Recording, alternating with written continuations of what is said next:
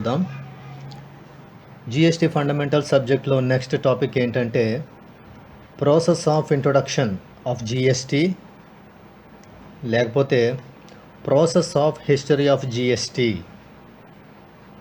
ఏంటి టాపిక్ ఏంటంటే భారతదేశంలో జిఎస్టీని ప్రవేశపెట్టడానికి సంబంధించిన ప్రక్రియ లేదా భారతదేశంలో జిఎస్టీని ప్రవేశపెట్టడానికి సంబంధించిన చరిత్ర, process of introduction of GST or process of history of GST. మన అందరికీ తెలుసు జిఎస్టీ అనే unified indirect tax, only one single tax GST 2017 July 1 నుంచి ఇండియాలో ఇంప్లిమెంట్ అయ్యింది. ఈ విధంగా single and unified indirect tax GST 2017 July 1 నుంచి ఇండియాలో ఇంప్లిమెంట్ అయినప్పటికీ కూడా చాలా సంవత్సరాల నుంచి, దాదాపుగా 20 సంవత్సరాల నుంచి కూడా జిఎస్టీని భారతదేశంలో ప్రవేశపెట్టడానికి అనేక రకాల ప్రయత్నాలు జరుగుతూ వచ్చాయి. అందుకే జిఎస్టీకి సంబంధించిన జర్నీని it is all about of 20 years of journey before the introduction of GST అని చెప్తుంటారు. అంటే జిఎస్టీని భారతదేశంలో ప్రవేశపెట్టడానికి ముందు దాని యొక్క ప్రయాణం దాదాపుగా ఒక 20 సంవత్సరాలు ఉంది అని చెప్తుంటారు. ఓకే, ఈ టాపిక్లో మనం అదే డిస్కస్ చేయబోతున్నాం.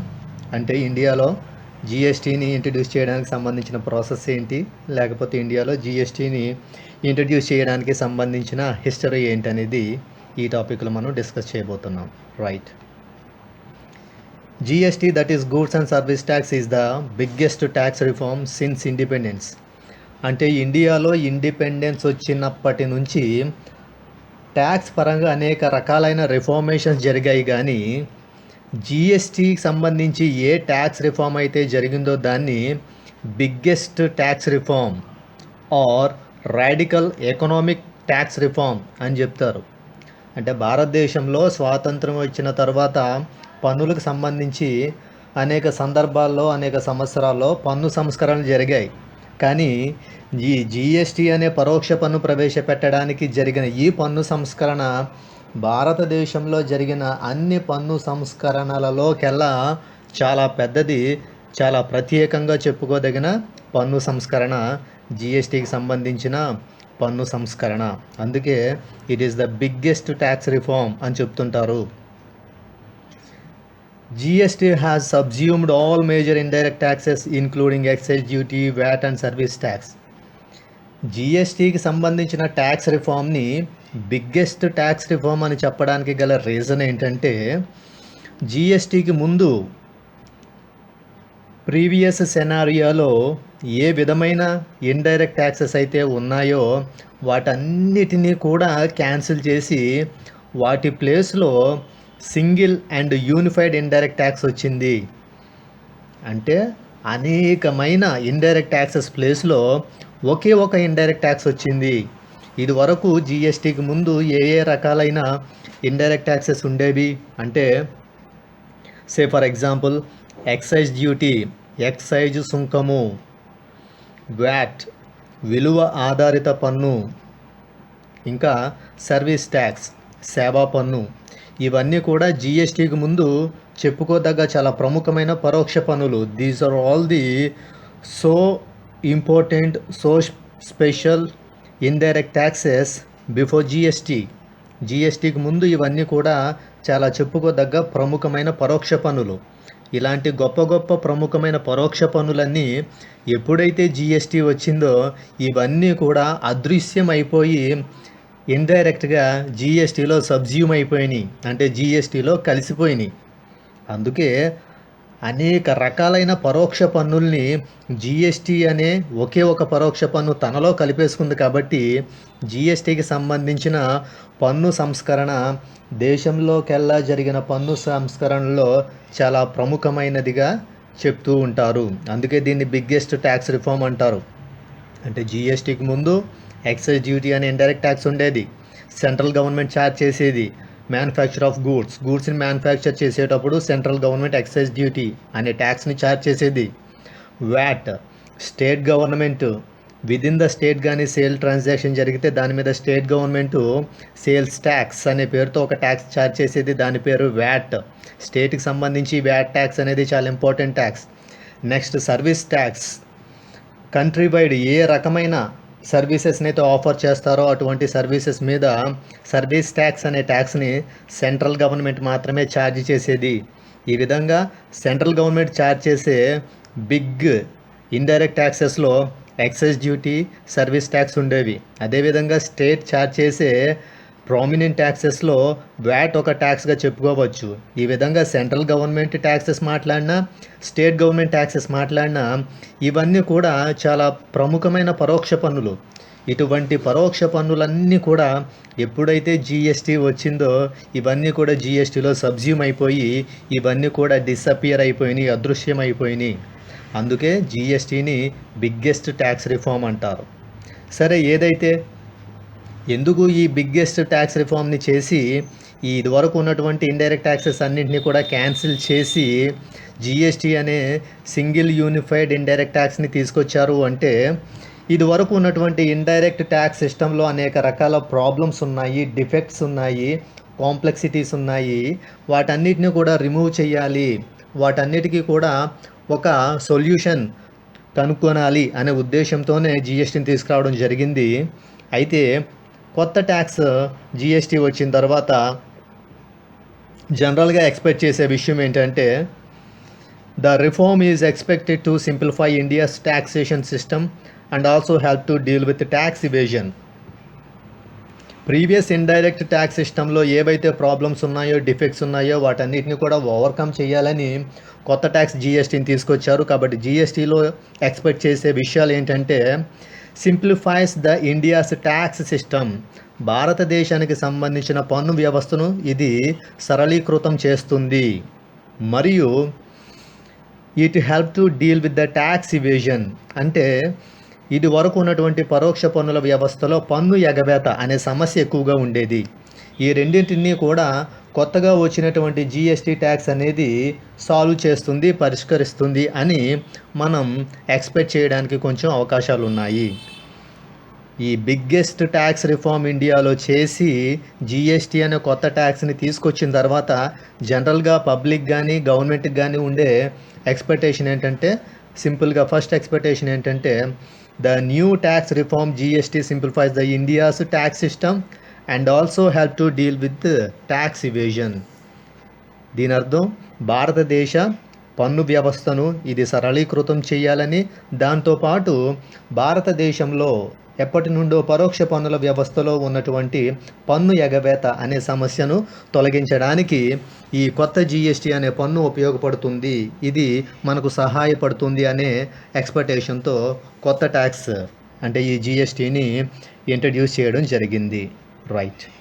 అయితే మనం ఇప్పుడు డిస్కస్ చేయబోయే విషయాలు ఏంటంటే, ఇయర్ వైజ్ జిఎస్టీకి సంబంధించిన ప్రోగ్రెస్ ఏ విధంగా జరుగుతూ వచ్చి ఫైనల్గా అల్టిమేట్గా 2017 జూలై 1 నుంచి జిఎస్టీ అనే ట్యాక్స్ ఏ విధంగా ఇంప్లిమెంట్ అయింది అనేది మనం ఇప్పుడు డిస్కస్ చేయబోతున్నాం. అంటే that means process or procedure which happened before the implementation of GST అనే పన్ను భారతదేశంలో అమలు కావడానికి ముందు దాని ప్రయాణంలో ఏ సంఘటనలు చోటు చేసుకున్నాయి, జిఎస్టీకి సంబంధించిన చరిత్రలో ఉన్నటువంటి కొన్ని మజిలీలు మనం ఇప్పుడు డిస్కస్ చేయబోతున్నాం. రైట్.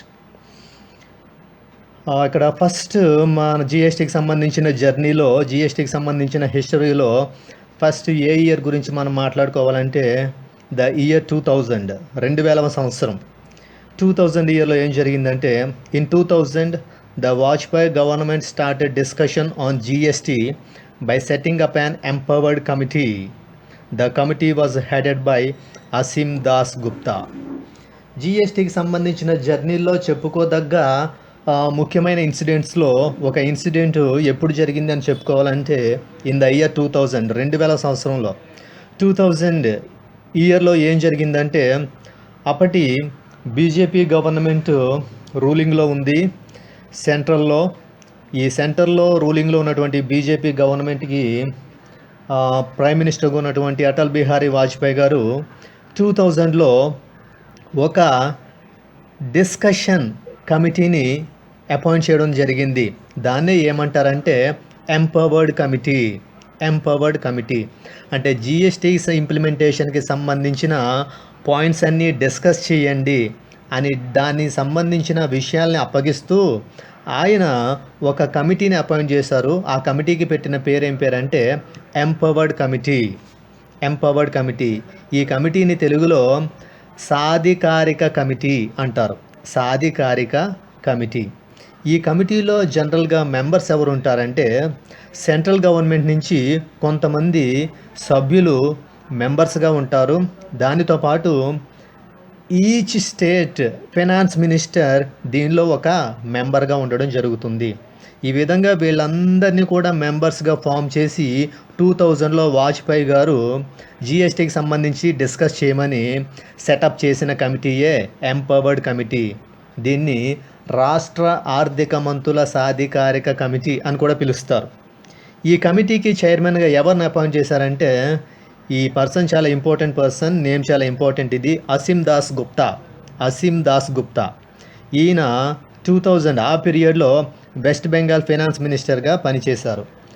పశ్చిమ బెంగాల్ రాష్ట్రానికి ఆర్థిక మంత్రిగా పనిచేసిన అసీమ్ దాస్ గుప్తా అనే ఈయనను ఈ రాష్ట్ర ఆర్థిక మంత్రుల సాధికారిక కమిటీకి చైర్మన్గా నియమించడం జరిగింది 2000 సంవత్సరంలో. ఈ 2000 సంవత్సరంలో ఈ అసీమ్ దాస్ గుప్తా గారిని చైర్మన్గా నియమించి సాధికారిక కమిటీని ఏర్పాటు చేసి ఈ కమిటీ భారతదేశంలో జిఎస్టీ అమలుకు సంబంధించిన విధి విధానాల గురించి ఆలోచన చేయవలసిందిగా ఆనాటి ప్రధాని వాజ్పేయి గారు నిర్ణయించడం జరిగింది.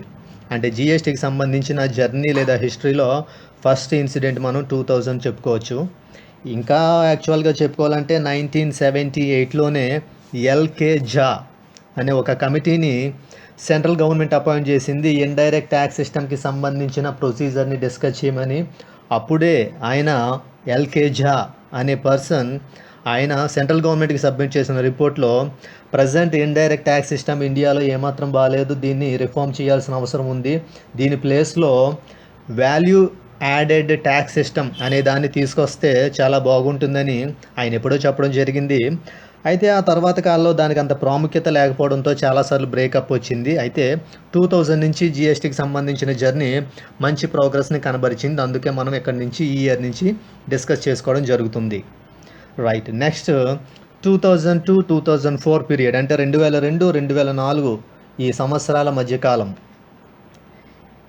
ఈ ఇయర్లో ఏం జరిగింది, ఈ పీరియడ్లో ఏం జరిగిందంటే the Kelkar task force on the implementation of FRBM Act 2003 and suggested a comprehensive goods and service tax. FRBM act అనే ఒక యాక్ట్ 2003లో ఇంప్లిమెంట్ అయ్యింది. ఆ చట్టానికి సంబంధించిన అమలు ప్రక్రియను జాగ్రత్తగా పరిశీలించండి అని ఆనాటి ప్రధాని వాజ్పేయి గారు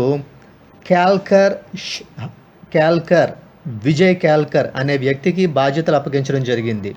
అంటే 2002-2004 ఆ కాలంలో FRBM చట్టం అనే ఒక చట్టాన్ని కేంద్ర ప్రభుత్వం తీసుకొచ్చింది. ఆ చట్టానికి సంబంధించిన అమలు ప్రక్రియ ఏ విధంగా ఉందో దాన్ని పరిశీలించాల్సిందిగా కేంద్ర ప్రభుత్వం విజయ్ క్యాల్కర్ అనే వ్యక్తి అధ్యక్షతన ఒక కమిటీని ఏర్పాటు చేసింది. ఆ కమిటీ అనేక విషయాలను పరిశీలించిన మీదట సెంట్రల్ గవర్నమెంట్కి సబ్మిట్ చేసిన రిపోర్ట్లో ఆ కమిటీ పర్టికులర్గా మెన్షన్ చేసిన విషయం ఏంటంటే ఇండియాలో ఒక కొత్త ట్యాక్స్ని ఇంట్రడ్యూస్ చేస్తే బాగుంటుంది, అది ఏ విధమైన ట్యాక్స్ ఉండాలి అంటే అదొక గూడ్స్ అండ్ సర్వీస్ ట్యాక్స్ అయితే బాగుంటుంది అని ఆయన సజెస్ట్ చేయడం జరిగింది.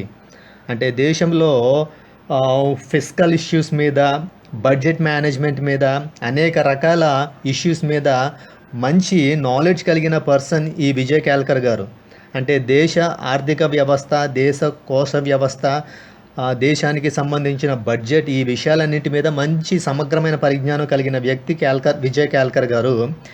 ఈయన 2003 సంవత్సరంలో భారతదేశానికి సంబంధించిన ఆర్థిక వ్యవస్థలో అనేక రకాల అంశాలను పరిశీలించిన మీదట భారతదేశంలో ఉన్నటువంటి పన్ను వ్యవస్థ ఏమాత్రం బాగా లేదని, దాని స్థానంలో ఒక కొత్త పన్ను వ్యవస్థ తీసుకువస్తే బాగుంటుందని, అది జీఎస్టీ అయితే బాగుంటుందని ఆయన కేంద్రానికి నివేదించడం జరిగింది. అంటే జీఎస్టీకి సంబంధించిన జర్నీలో సెకండ్ స్టెప్ విజయ్ కేల్కర్ అనే పర్సన్ ద్వారా 2002-2004 పీరియడ్లో జరిగింది. Right. Next 2006 2006లో 2006 A proposal to introduce A national level goods and service tax by April 1st, 2010 was first mooted in the budget speech for the financial year 2006-7. 2006-7 financial ఇయర్కి సంబంధించి budget speech ఇస్తూ parliament హాల్లో అప్పటి finance minister P Chidambaram గారు ఆయన ఆఫీషియల్గా parliament సాక్షిగా announce చేసిన విషయం ఏంటంటే, by the April 1st, 2010 our UPI government is going to implement new and single unified tax, that is GST in India అని ఆఫీషియల్గా అనౌన్స్ చేయడం జరిగింది. అంటే 2006-7 ఆర్థిక సంవత్సరానికి సంబంధించి బడ్జెట్ ప్రసంగిస్తూ అప్పటి ఆర్థిక మంత్రి పి చిదంబరం గారు భారతదేశంలో 2010 ఏప్రిల్ 1 నుండి మా ప్రభుత్వము ఒకే ఒక పరోక్ష పన్ను అంటే జీఎస్టీ అనే కొత్త పన్నును తీసుకురాబోతున్నామని పార్లమెంటు సాక్షిగా బడ్జెట్ ప్రసంగంలో అధికారికంగా ప్రకటించడం జరిగింది. అంటే జీఎస్టీకి సంబంధించిన ఒక official statement, official announcement parliament సాక్షిగా 2006లో పి చిదంబరం గారు అప్పటి ఫైనాన్స్ మినిస్టర్ అనౌన్స్ చేయడం జరిగింది. 2006. నెక్స్ట్ 2007. ఈ 2007లో పర్టికులర్గా 2007లో ఏదైతే ఇంతకుముందు స్టేట్ ఫైనాన్స్ మినిస్టర్స్తో ఒక ఎంపవర్డ్ కమిటీని సెటప్ చేయడం జరిగిందో, వాళ్ళకి సంబంధించిన స్టేట్స్లో ఏ రకమైన ప్రపోజల్స్ వస్తున్నాయో వాటన్నిటిని కూడా కన్సిడరేషన్లో తీసుకుని జీఎస్టీకి సంబంధించి ఒక రోడ్ మ్యాప్ డిజైన్ చేశారు. ఒక రోడ్ మ్యాప్. జనరల్గా ఎవరైనా ఒక పర్సను ఒక ప్లేస్ నుంచి అతనికి తెలియని మరొక ప్లేస్కి వెళ్తున్నాడు అనుకుందాం. అప్పుడు ఆ పర్సను తన జర్నీ సాఫీగా జరగడానికి రోడ్ మ్యాప్ని స్టడీ చేస్తాడు. ఇక్కడ రోడ్ మ్యాప్ అంటే ఏమీ కాదు, జీఎస్టీని ఇండియాలో ఇంట్రడ్యూస్ చేయాలి. దాన్ని ఏ విధంగా ఇంట్రడ్యూస్ చేయాలి అంటే జీఎస్టీని ఇంట్రడ్యూస్ చేయడానికి ఉన్నటువంటి డిఫికల్టీస్ ఏంటి, డిఫెక్ట్స్ ఏంటి, ప్రాబ్లమ్స్ ఏంటి, వీటన్నిటిని ఏ విధంగా ఓవర్కమ్ చేయాలి, వీటన్నిటినీ ఓవర్కమ్ చేసిన తర్వాత జీఎస్టీని ఇండియాలో సక్సెస్ఫుల్గా ఏ విధంగా ఇంప్లిమెంట్ చేయాలి అనే దానికి సంబంధించి ఒక ప్లాన్ చేసుకుంటారు. దాన్ని సింపుల్గా ఇక్కడ రోడ్ మ్యాప్ అంటారు. రోడ్ మ్యాప్ అంటే వేరే విధంగా ఏమీ కాదు. కానీ ఈ విధంగా అప్పటి స్టేట్ ఫైనాన్స్ మినిస్టర్స్తో ఏర్పాటైన ఎంపవర్డ్ కమిటీ జీఎస్టీని ఇండియాలో ఇంట్రడ్యూస్ చేయడానికి సంబంధించిన ఒక రోడ్ మ్యాప్ని డిజైన్ చేసుకోవడం జరిగింది. అది ఎప్పుడంటే 2007 మేలో.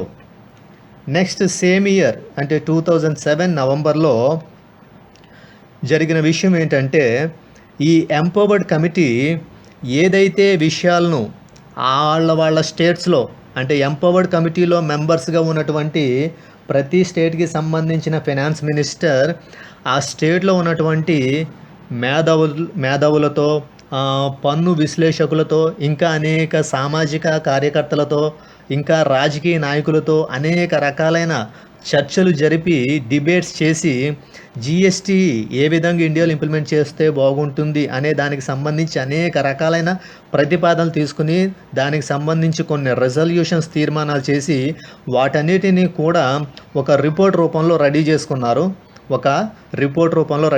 అంటే ఒక నివేదిక తయారు చేశారు.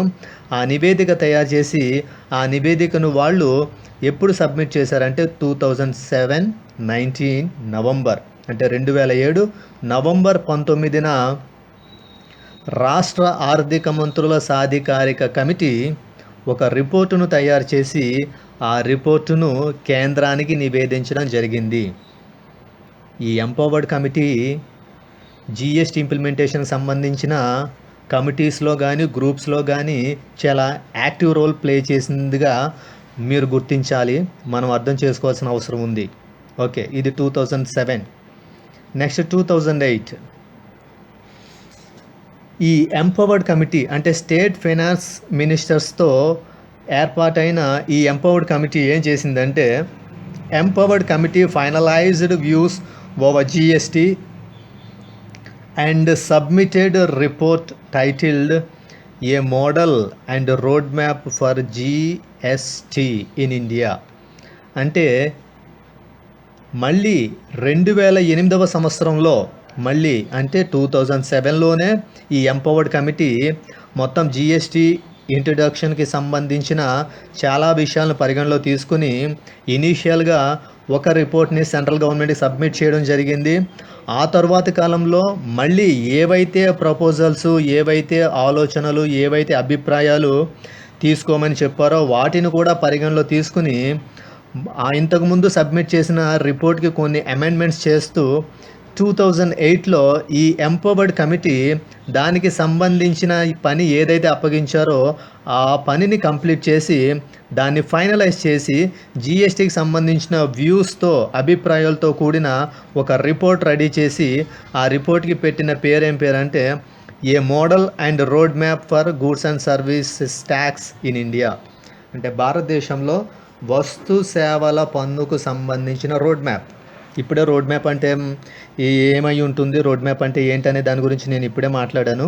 అంటే జిఎస్టీకి సంబంధించిన ఇంప్లిమెంటేషన్కి ఏ విధమైన విధానాన్ని అనుసరించాలి దాన్ని సింపుల్గా రోడ్ మ్యాప్ అంటారు. ఆ విధంగా ఈ ఎంపవర్డ్ కమిటీ బాగా స్టడీ చేసి అన్ని విషయాలను డిస్కస్ చేసి అన్నింటినీ పరిగణలో తీసుకుని ఒక రిపోర్ట్ రెడీ చేసి ఆ రిపోర్ట్కి a model and road map for goods and service tax in India అనే పేరు పెట్టి దాన్ని 2008లో సెంట్రల్ గవర్నమెంట్కి సబ్మిట్ చేయడం జరిగింది. 2007లో సబ్మిట్ చేసిన రిపోర్ట్కి మరికొన్ని అమెండ్మెంట్స్, మరికొన్ని మోడిఫికేషన్స్ చేసి ఇంకా ఈ ఎంపవర్డ్ కమిటీ దాని యొక్క వ్యూస్ని, ఒపీనియన్స్ని ఫైనలైజ్ చేసి ఇంకా ఫైనల్ రిపోర్ట్ రెడీ చేసి ఆ రిపోర్ట్ని సెంట్రల్ గవర్నమెంట్కి 2008లో సబ్మిట్ చేసేయడం జరిగింది. Next 2009 November first discussion paper on released by empowered committee. ఈ స్టేట్ ఫైనాన్స్ మినిస్టర్స్తో ఏ ఎంపవర్డ్ కమిటీని అయితే సెటప్ చేయడం జరిగిందో ఈ ఎంపవర్డ్ కమిటీ వాళ్ళకి సంబంధించిన వ్యూస్ని, ఒపీనియన్స్ని ఒక రిపోర్ట్ రూపంలో రెడీ చేసి ఆ రిపోర్ట్ని సెంట్రల్ గవర్నమెంట్కి సబ్మిట్ చేసిన తర్వాత ఈ వ్యూస్, ఒపీనియన్స్ ఏవైతే ఉన్నాయో వాటిని తెలియజేస్తూ దేశంలో అఫీషియల్గా ఒక డిస్కషన్ పేపర్ని రిలీజ్ చేశారు. అంటే వీళ్ళు ఏ ఏ విషయాలైతే డిస్కస్ చేశారో, ఏ ఏ ఒపీనియన్స్ అయితే కన్సిడర్ చేశారో, ఏ ఏ విషయాలకి ఇంపార్టెన్స్ ఇచ్చారో అన్నింటినీ కూడా పేర్కొంటూ ఒక స్టేట్మెంట్ అంటే ఒక రిపోర్ట్ రూపంలో పబ్లిక్కి తెలియజేస్తూ, గవర్నమెంట్కి తెలియజేస్తూ, ప్రజలందరికీ తెలియజేస్తూ ఒక డిస్కషన్ పేపర్ని రిలీజ్ చేయడం జరిగింది. జిఎస్టీకి సంబంధించి అఫీషియల్గా పబ్లిక్లో రిలీజ్ అయిన ఫస్ట్ డిస్కషన్ పేపరే ఇది ఎప్పుడంటే 2009 నవంబర్. జనరల్గా దేశంలో ఏదైనా ఒక గొప్ప మార్పు తీసుకురాబోతున్నప్పుడు దానికి సంబంధించి అనేక చర్చోపచర్చలు, అభిప్రాయాల సేకరణ ఇవన్నీ కూడా జరుగుతాయి.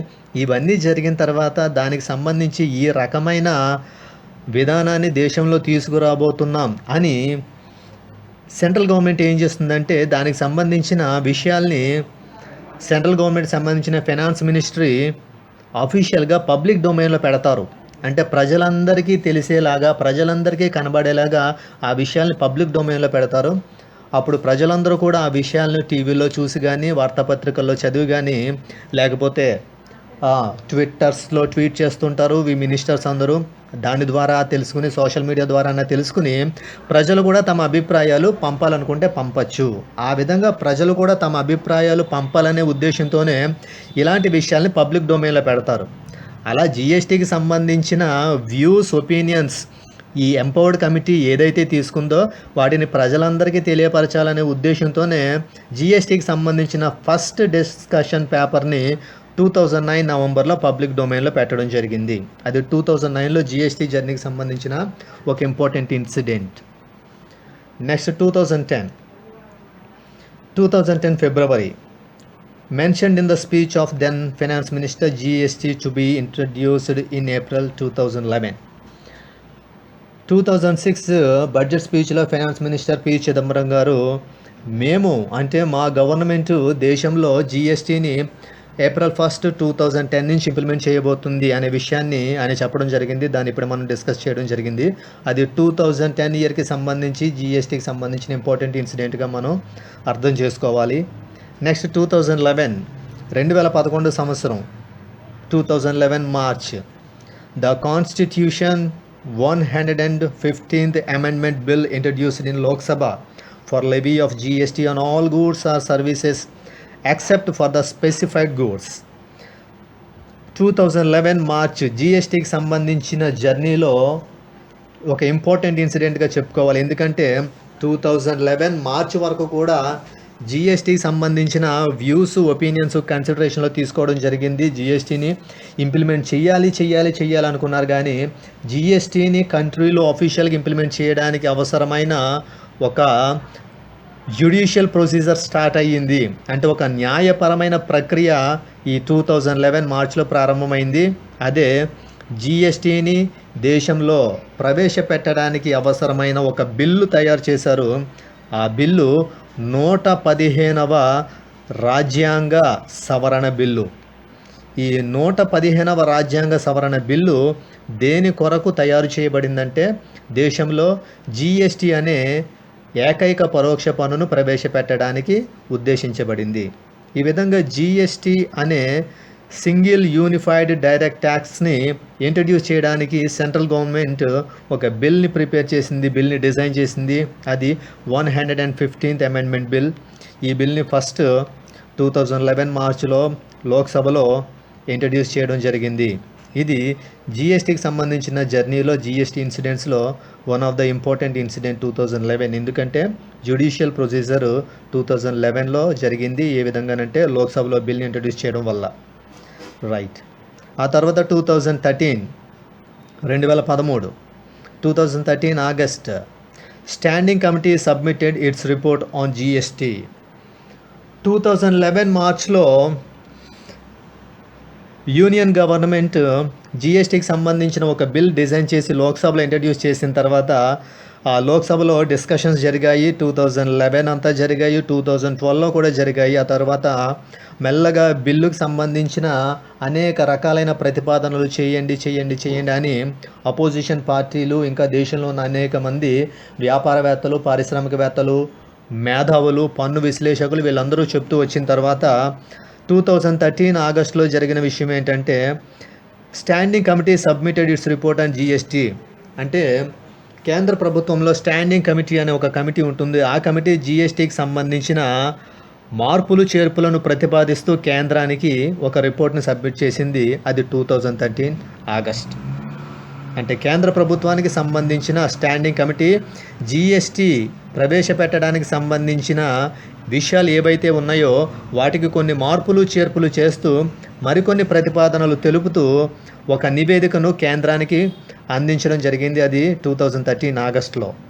నెక్స్ట్ 2013 నవంబర్లో standing committee rejected governments proposal to include petroleum products into the GST.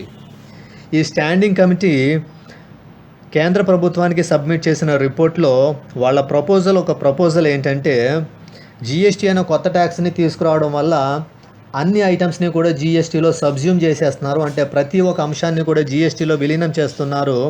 అయితే స్టాండింగ్ కమిటీ మా యొక్క ఒపీనియన్ ఏంటంటే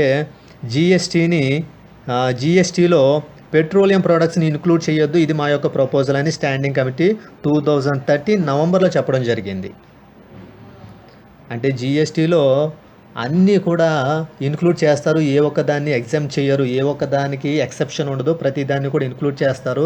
అయితే పెట్రోలియం ప్రోడక్ట్స్ని కూడా జీఎస్టీలో ఇంక్లూడ్ చేస్తే ఫర్దర్గా రకరకాల ప్రాబ్లమ్స్ వస్తాయి. కాబట్టి మా ప్రపోజల్ ఏంటంటే జీఎస్టీలో పెట్రోలియం ప్రోడక్ట్స్ని ఇంక్లూడ్ చేయొద్దు అని స్టాండింగ్ కమిటీ దాని ప్రపోజల్ని 2013 నవంబర్లో చెప్పడం జరిగింది.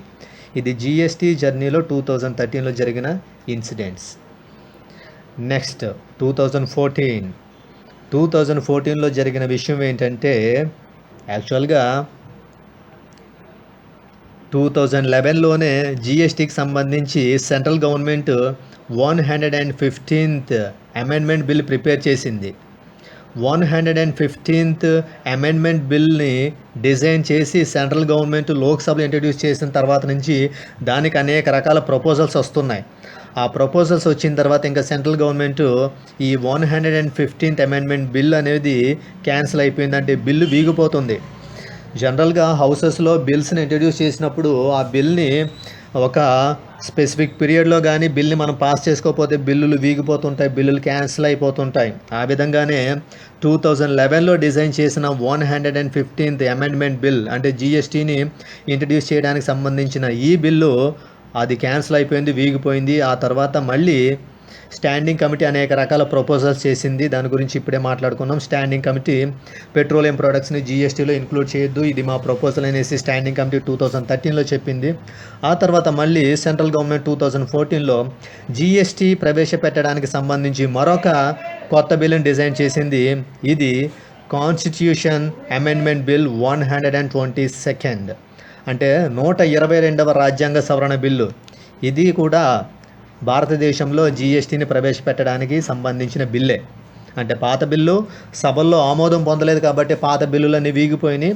దాని స్థానంలో మళ్ళీ కేంద్రం కొత్తగా 122వ రాజ్యాంగ సవరణ బిల్లును తయారు చేసి 2014 December the constitution 122nd amendment bill passed in Lok Sabha for levy of GST which enables the introduction of GST probably by April 2016 on 17th December 2014.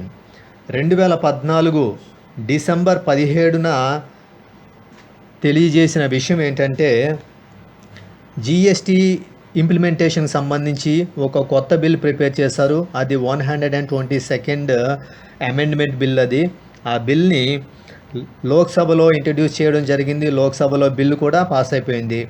లోక్సభలో బిల్లు పాస్ అయిపోయిన తర్వాత ఇక 2016 ఏప్రిల్ నుంచి ఇంకా ఏ విధమైన పెద్దగా అడ్డంకులు ఏమీ లేవు కాబట్టి 2016 ఏప్రిల్ నుంచి జిఎస్టీని ఇంప్లిమెంట్ చేసేయచ్చు అని నాటి సెంట్రల్ గవర్నమెంట్ భావించడం జరిగింది.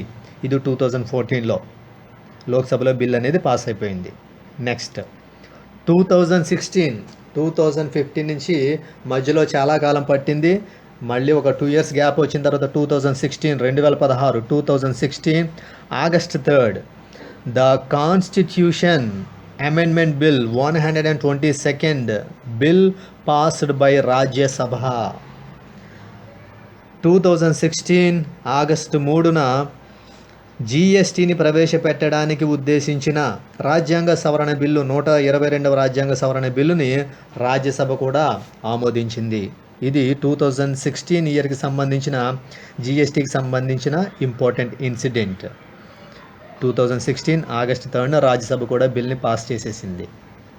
నెక్స్ట్ ఇంకా ఫైనల్గా రాజ్యసభ కూడా బిల్ని పాస్ చేసేసింది కాబట్టి ఆ తర్వాత అంటే సేమ్ ఇయర్ 2016 సెప్టెంబర్ 2న ఈ జిఎస్టీ బిల్ ఏదైతే ఉందో ఈ బిల్ని ప్రెసిడెంట్ అసెంట్ కోసం ప్రెసిడెంట్ దగ్గరికి పంపించారు. అంటే సేమ్ అదే ఇయర్ 2016 సెప్టెంబర్ 2న జిఎస్టీ ఈ బిల్లుని రాష్ట్రపతి ఆమోదం కోసం రాష్ట్రపతి దగ్గరికి పంపిస్తే రాష్ట్రపతి గారు బిల్లుని ఆల్రెడీ లోక్సభ ఆమోదించింది, రాజ్యసభ ఆమోదించింది కాబట్టి రాష్ట్రపతి గారు కూడా బిల్లుని ఆమోదించడం జరిగింది. ఈ రాష్ట్రపతి గారు బిల్లును ఆమోదించడానికి ముందే జనరల్గా బిల్లుని ఏం చేశారంటే 2016 ఆగస్టు 3న రాజ్యసభ బిల్లుని పాస్ చేసేసింది. ఈ ఆగస్టు 3 తర్వాత నుంచి ఈ బిల్ని అన్ని స్టేట్ లెజిస్లేచర్స్కి పంపించడం జరిగింది. అంటే అన్ని రాష్ట్రాల అసెంబ్లీలకు పంపించడం జరిగింది. అలా పంపించిన తర్వాత దేశంలో ఉన్న 50% పైగా రాష్ట్ర ప్రభుత్వాల అసెంబ్లీలు ఈ జిఎస్టీ బిల్లును ఆమోదించడం జరిగింది. అంటే లోక్సభని బిల్ పాస్ చేసింది, రాజ్యసభ కూడా బిల్ని పాస్ చేసింది. దేశంలో ఉన్నటువంటి మోర్ దాన్ 50% స్టేట్ లెజిస్లేచర్స్ కూడా బిల్ని యాక్సెప్ట్ చేయడం జరిగిన తర్వాత సేమ్ ఇయర్ 2016 సెప్టెంబర్ 2న బిల్ని ప్రెసిడెంట్ అసెంట్ కోసం పంపిస్తే ప్రెసిడెంట్ గారు కూడా ఆయన యొక్క అసెంట్ని తెలియజేయడంతో ఈ బిల్ యాక్ట్గా మార్పు చెందింది.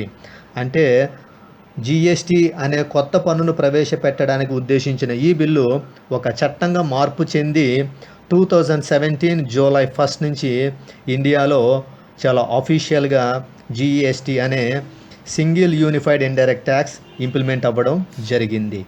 So this is the explanation of process of introduction of GST or process of history of GST.